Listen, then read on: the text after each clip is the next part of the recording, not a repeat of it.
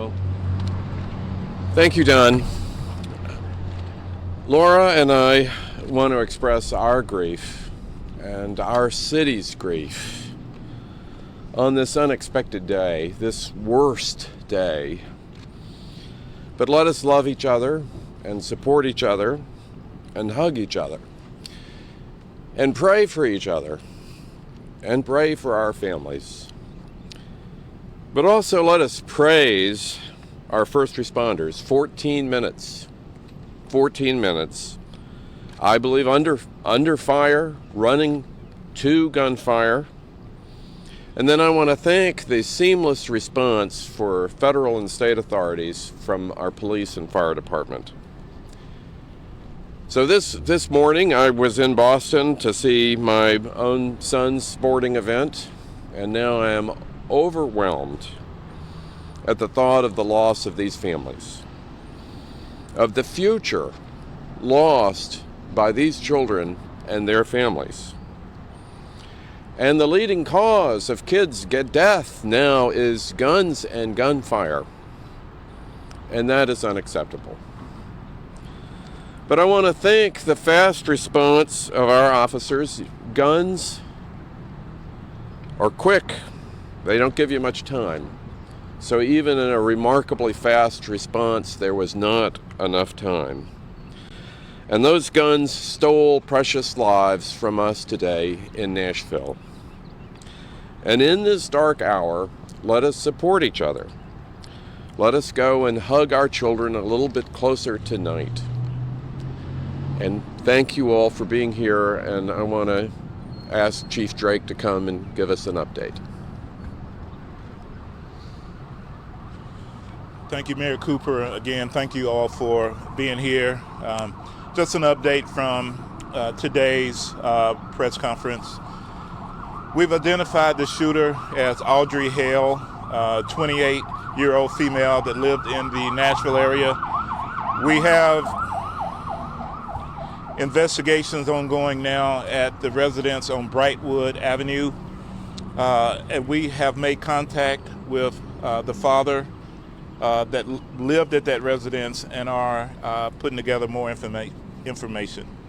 We've also determined there were maps drawn of the school in detail of surveillance, entry points, etc. We know and believe that entry was gained through shooting through one of the doors is how they actually got into the school. I want to take the time to at least say, and I won't say the victims' names, I'll let Don say that, but out of the 6 victims, 3 adults, 3 of those were children. 2 of them were age 9, 1 was 8, about to be 9. All the families have been contacted. The victims' families have been contacted as well. My thoughts and prayers go out to the family. When we send our kids to school or to any place of safety, we expect them to live, learn, have fun, and come back from that day's experience. We don't anticipate things like this. And I want to say thank you to our partners, to Chief Swan, to Glenn Funk, to our mayor for his support, to our federal partners. But also I want to say thank you to our first responders who got there and immediately went in and addressed the threat of someone that had multiple rounds of ammunition, prepared for a confrontation with law enforcement, prepared to do more harm than was actually done, and we were able to stop the threat, and unfortunately 6 victims. So my thoughts and prayers again, but the praise go to the men and women. As I've said before, we will not wait.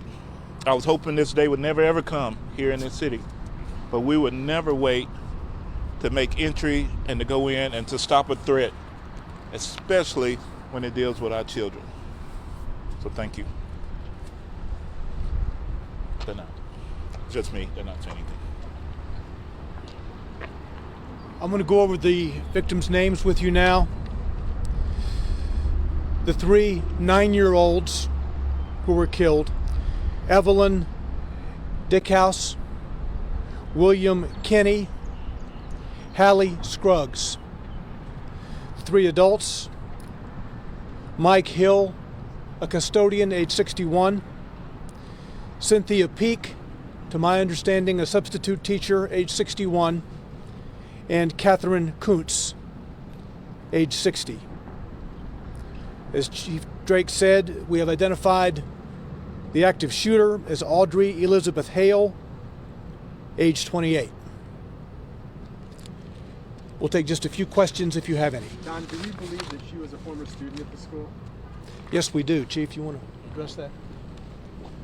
Yes, from our investigations tell us that she was a former student at the school. I don't know what grade she's attended or grades, but we do firmly believe she was a student there. Did she identify as transgender?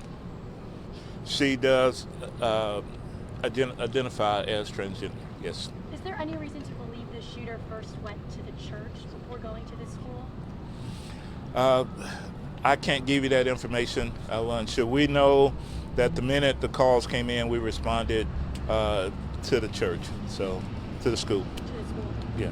Yeah. Did you have was there 2 officers that went in when they first got there? Do you know how many there was when they first interviewed? So it was 5 officers that immediately went in and addressed. We have video that we're going to release, but you can see in the video, you can hear gunfire going on as they're in the school. They address the threat and take that threat down. And Chief, what do we know about her weapons? So we know there were 2 AR-style weapons, one a rifle, another was an AR-style pistol, and the other was a handgun. We believe 2 of those may have been obtained legally, locally here. Can you confirm that one of the adult victims, Catherine Cooks, was head of the school? Was what? Was head of the school? There was some, I don't know her exact capacity within the school, but it was higher up in the echelon. And were any of the children victims related to any of the school staff? Unsure. I believe one may have been, but I can't confirm that. Did the shooter have any criminal history at all? No history at all. And no motive at this point? Anything discovered in the apartment or house? No, we have a manifesto. We have some writings that we're going over that pertain to this day, the actual incident. We have a map drawn out of how this was all going to take place. There's right now a theory of that we may be able to talk about later, but it's not confirmed, and so we'll put that out as soon as we can. And Chief, is there any reason to believe that how she identifies with white? I'm sorry, I knocked someone's mic over. I didn't hear you. Say that again, sir. Is there any reason to believe that how she identifies has any motive for targeting the school? We can give you that at a later time. There is some theory to that. We're investigating all the leads, and once we know exactly, we'll let you know. So was this a targeted attack? It was. Do we know about a history of mental illness? Man or woman? Don't know any history of mental illness at this time, but we are looking at that as the investigation is ongoing. And I'm sorry. Did she identify as a transgender man or woman? Woman. Was this the only school that was targeted? It was the only school that was targeted. There was another location that was mentioned, but because of a threat assessment by the suspect, too much security, they decided not to. And that area was here in Nashville, so we're continuing with that investigation as well. Right now, we believe it's a lone assailant, and we don't anticipate any further damage at this time, but we're still investigating. This Brentwood address, she lived there with her parents? Or? Yes. Okay. Yes. Mm-hmm. Okay. Thank you. So the scene is going to be processed throughout the night, probably into tomorrow. This is an extensive scene. As you know, she entered the building, which is one structure. The church and the school are in one building. She entered on the lower floor. There were shots fired on the lower floor before she went to the upper level. And it was on the upper level where she was confronted by police and killed. So understand the scene processing will take place over at least 2 days, today and tomorrow. and we'll have more details for you, including the release of video, perhaps tonight, but if not tonight, certainly tomorrow. Thank you.